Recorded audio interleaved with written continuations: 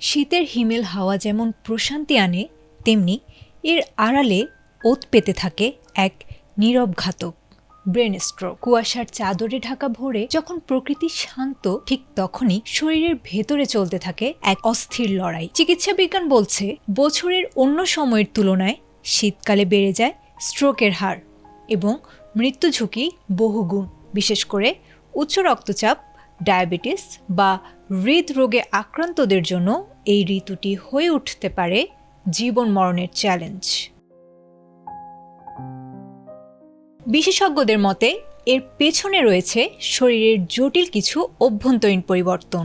তীব্র ঠান্ডায় শরীরের তাপমাত্রা ধরে রাখতে রক্তনালীগুলো সরু বা সংকুচিত হয়ে যায়, ফলে রক্ত প্রবাহে বাধা তৈরি হয়ে রক্তচাপ হঠাৎ বেড়ে যায়, যা স্ট্রোকের প্রধান কারণ। ঠান্ডায় রক্ত স্বাভাবিকের চেয়ে কিছুটা ঘন ও আঠালো হয়ে যায়, ফলে মস্তিষ্কের সরু ধমনীতে রক্ত জমাট বেঁধে ইসকেমিক স্ট্রোক হওয়ার আশঙ্কা তৈরি হয়।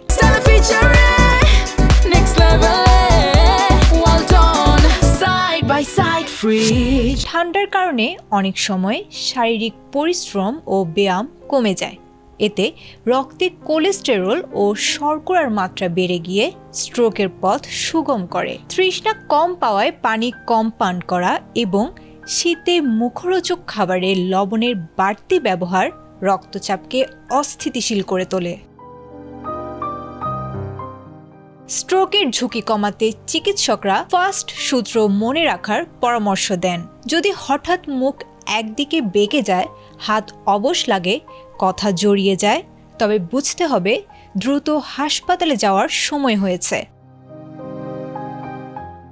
শীতের এই ঝুঁকি এড়াতে শরীরকে সর্বদা উষ্ণ রাখা জরুরি। বিশেষ করে মাথা ও কান ঢেকে রাখতে টুপি বা মাফলার ব্যবহার করুন। তৃষ্ণা না পেলেও পর্যাপ্ত পানি পান করুন এবং ঘরের ভেতরেই নিয়মিত হালকা ব্যায়াম চালিয়ে যান। মনে রাখবেন, শীতকাল মানে কেবল উৎসব নয়, এটি শরীরের প্রতি বাড়তি মায়ার সময়। একটু সচেতনতাই পারে আপনাকে এই নীরব ঘাতকের হাত থেকে রক্ষা করতে।